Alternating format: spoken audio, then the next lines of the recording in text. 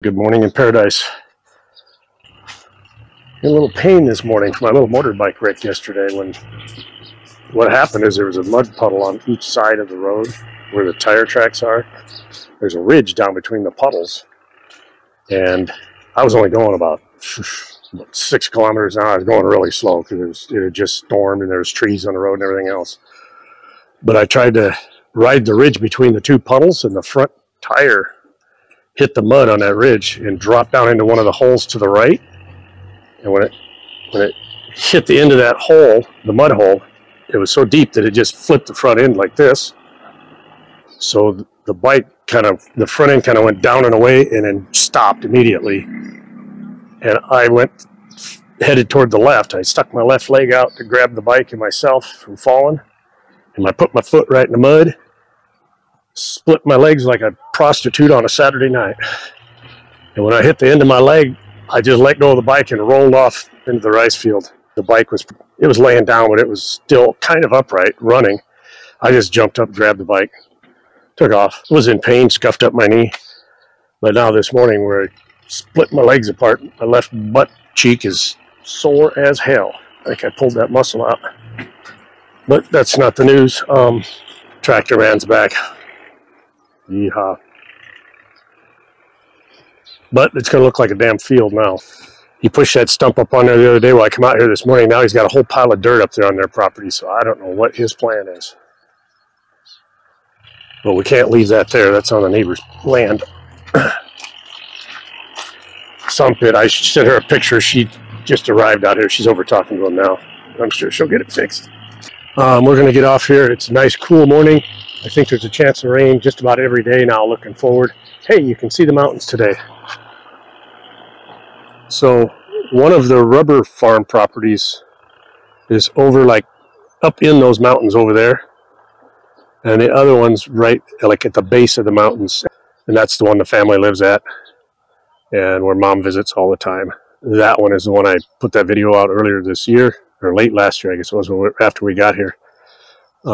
Quite the drive up there. If you haven't seen that, search through my videos for rubber farm or something like that, and look for that one where I don't know, something about an excursion or off-road or something, I don't know. Really nice waterfall up there we stopped and walked around, looked at. That's in the video. A few more weeks, this build is going to be done, so the content of the channel is going to have to change. If I can't find decent content, then the channel will cease to exist.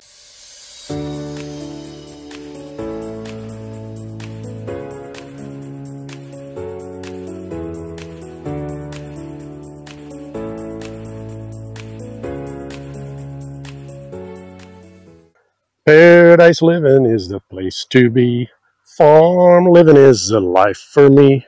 Land spreading out so far and wide. Forget Manhattan, now we're in paradise, because we are now rice farmers, officially. Tractor man come over and tilled this all up. I think they're over there plowing up the road right now, trying to find our property marker. Hope they know what the hell they're doing, because he was not on our property.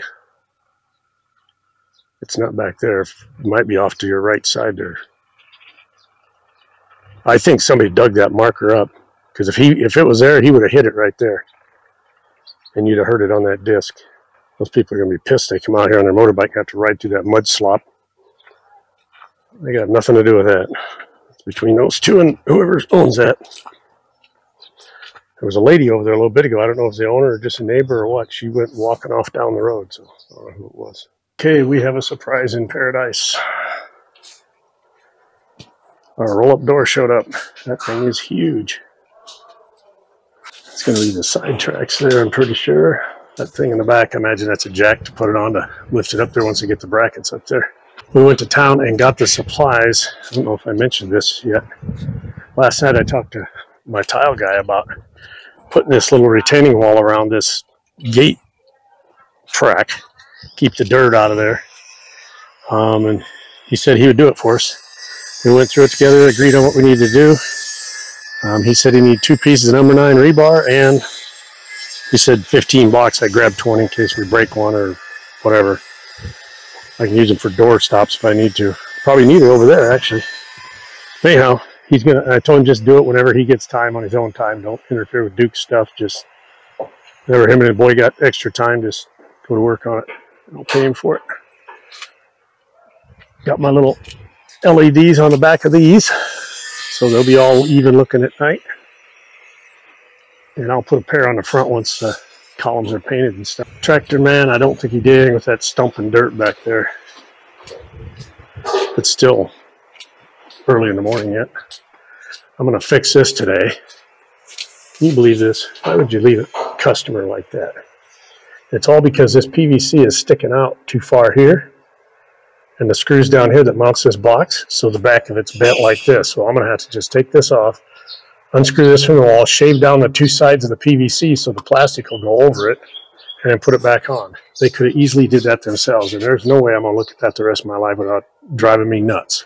I already got the tools out here to do it. I just got back from town, so we'll work on that later. And no, he didn't move the stump or the dirt. It's still sitting on a neighbor's property. But that was the neighbor that was out there. I'm talking to Sound Pit, so they got a plan of some kind. I'm not sure what it is, but all right, a little update on Paradise Farm. So we saw the guy earlier today disking this thing up. Well, then Sound Pit talked to her uncle, and I don't know, she told me to pay him a couple $100 or something to come out here and seed it. So they threw a bunch of rice seed in here. Now there's a guy with a tractor, which is Paul Cream, the other tractor guy's son-in-law. He's out here with a tiller on the back, tilling it all in, the seeds. So now we just need rain. Mother Nature will tell. There is storm right there. You can hear the thunder in it. So the door guys on the pump house got the door in. It's locked right now, so I'm not going to roll it up, but it's just a big roll-up door, nice and smooth and quiet. It's got flushed out lock tabs, I guess you call them. You flip those up, the door goes down, it comes up through that slot, you put a lock on it. It's also got the lock right here. Little grab handle for the short people to grab it and pull it down. One thing I do not like, though, is this. I think most birds will not go through there, but we'll see. She got this all grouted today. Got the tile finished. Got the steps finished here. This side will just get flushed out with concrete. And then they got done with that, so they started working on this here. Give me a pad for the motor and a box this thing in. And they're going to put a little slope here to hold the dirt back there. Looks good. I mean, he'll smooth it out, but it'll look good when he's done. These guys do pretty good finish work. That guy's a perfectionist right there, man. I thought I was bad. He's really bad. I mean, you see how bad I am, right? Look at Wonky Wall. Sabaya and Ford are out there trying to catch some fish. They caught several little tilapia that they threw back. Sounds like they've caught one keeper's tilapia they sent home with Ford's mom. Ford's the little boy there. He's a nephew. So that's about all we got tonight. Just hoping that the rain don't hit our concrete. I don't think it will. I think it'll pass to the north of us. Oh, one other thing. These freaking idiots on this door. This concrete's been down for 2 days. They come in here and say, hey, is it okay if we back up on your concrete? Like, it's only been there 2 days. You got a little Nissan truck, Isuzu. Doesn't weigh nothing. Okay, I'll let you up there. They backed it up here, parked it for 2 hours. Big old puddle of freaking oil right here. And that's diesel oil, which stains like terrible. We tried scrubbing it with sand and dirt. And I put dish soap on a little while ago and scrubbed it with my foot. I think we got a lot of it up, but it's never going to, I mean, it's going to be stained forever.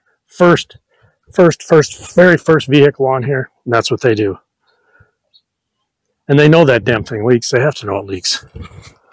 Because I'm sure they're putting oil in as much as it leaked there.